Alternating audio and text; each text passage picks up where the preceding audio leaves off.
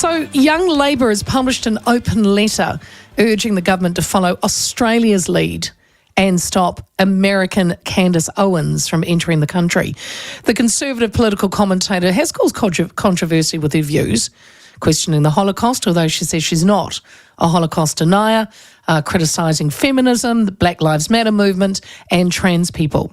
She has more than 18 million followers on social media and a history of making controversial claims, but she's also been on the platform quite a few times actually with Sean. Sean had agreed to be part of her speech in Auckland next month. Now, Candace was expected to continue to Australia. However, Australia's Immigration Minister Tony Burke said the country's national interest would be best served with Owens somewhere else, as she could, and I quote, incite discord in almost every direction. The Free Speech Union has called that decision a foolish choice and will only draw more attention to Owens' claims and her personality. Dane Giroux, council member of the Free Speech Union, now joins me. Dane, good afternoon. Good afternoon. Dane, are you surprised with Australia's move to deny Candace entry to the country? I'm not surprised by anything when it comes to censorship at the moment, and we should count ourselves very lucky. I think New Zealand is still a little bit of an outpost along with the United States. No, Australia has been on a bit of a downward spiral for a while, and this is another pointless exercise, just really a muscle flex or something. I don't know. It's not going to silence her. She's online. No. There are, like, as you said, 18 million followers or something. It's very symbolic. So I just really don't get the point to this. Dane, you believe it's far better for society when all ideas are out in the open, correct? I do think that. These are learning opportunities. Now, I don't agree with a lot of what she says. I wouldn't call myself right-wing at all. My personal politics, I'm in the Jewish community, so the Holocaust stuff has resonance with me. But we're working through a period at the moment now where anti-Semitism is higher than it has been for quite a while. We're all feeling it in the community. But Holocaust education is struggling a little bit. Now, there are some great people working in that space, but we need to take opportunities like this as learning opportunities. I think in Western democracies, nothing is ever really settled. I think people seem to think things become settled and we all move on. No. What that actually does is make us very complacent. And I think the history of the Holocaust is slipping away from us. So when people like this turn up, you know, our swords need to be sharp. we need to be taking them on. We need to be making sure we have the facts and challenging them. These are learning opportunities. I like the way you've said that, because I mean, we've all got, this is why, you know, what happened with Posey Parker and last year, and everyone, to me, we've got the right to choose, right, to listen to which voices we want to listen to. The people make the choice to listen to the platform or go somewhere else.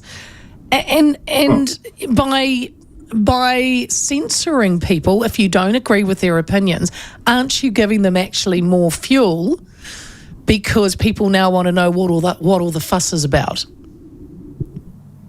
Well, there is a lot of that. Yeah, that does happen. I will say that on X just the other day, the reason why I discovered what had happened before we released our statement and everything, a young Australian man had retweeted or reposted now, not Twitter anymore. He reposted that, oh, look, Jews are 0.4 of our population and they've managed to cancel Candace Owens. Like, what a travesty that this little group has all this influence. So is that creating more harm?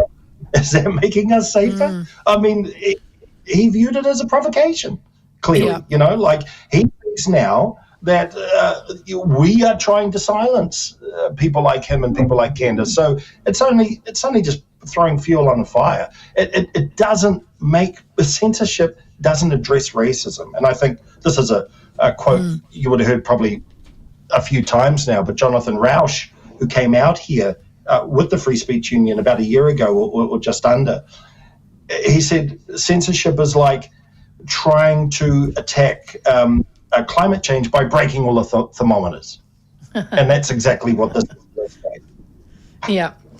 So the Australian immigration minister believes that they turned down her visa, saying that it will incite discord in almost every direction. To me, that is not. I didn't hear, there's going to be riots in the street or she's inciting hate. Incite discord seems such a light, so what? They've disagreed. Do you feel that? Because people have asked, how far does it go into hate speech? What do you consider hate speech? Well, I consider plenty of things hate speech, but I don't. But I believe hate speech is a part of free speech. I think it can be extremely subjective. It's almost near impossible to define it. I mean, the irony of Young Labour, for instance, is that only last week or the week before, a Labour MP, a senior Labour MP, Damien O'Connor, was reposting some truly vile anti-Semitic websites, right? Twitter accounts or X accounts. He was retweeting them. Chris Hipkins really didn't do much about it. This is the party of the hate speech laws. Yes. You know what I mean? Again, who decides? Like, what is hate and what is not? I mean, the Young Labour people would probably defend him, but I know lots of people in the community were really upset by that. So what is it? This is political. This is, they view Candace Owens as someone that their base would get excited about them flexing against, I think. But, they've got problems within their own party. But, of course, whoever holds the power decides what is hateful and what is not. And when that happens, equality and democracy get violated. That's why you need to have that open field. Exactly. Do you think that because, when will she now, have you heard anything from, Erica Stanford, to my knowledge, has not responded to, these requests. If she doesn't go to Australia, what's the point in even coming to New Zealand, I wonder? Yeah, we're sort of a bit small, and I don't know if it would be financially viable for her, So that is a bit tough. We've missed out on a lot of really awesome rock concerts that way. Like Kiss go to Australia all the time. They never come here.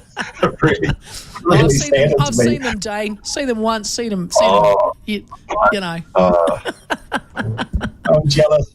No, but no. I mean that could be the case. But do you know what's going to happen? She's going to rant and rail about it. Her 18 million followers are going to hear about how she was suppressed and who suppressed her. Who knows? I mean, she may accuse us. Who knows? Who knows? I mean, I hope she does come. I was, looking forward. As you know, she's been on the platform a few times, and Sean Plunkett was going to be not part of it, but he was going to kind of open the speech of her and get to have a more in-depth interview. So I was, hopefully I was hoping to get along and have a look as well. So the likes of, Candace and as I said, Posey Parker, and then we go further back to other so-called controversial people that come to New Zealand. I mean, in your role in free union speech, Dane, how do you, if somebody comes up to you and really just can't understand how you think it's people that are seen as this controversial, how do you explain to them it is a good thing for them to come to New Zealand so that we can at least get their side of the story? How do you explain it to them? Well, I noticed there was a message on my Instagram today with a guy saying, "I don't support Nazis, you support Nazis." The thing about free speech is it's actually a very neutral. It's a principle. You're not backing the speech of one person or the other. I mean, a really good example of this was that makes this clear, I think, is the first case we took on that really set up the union, which was Stefan Molyneux and Lauren Southern.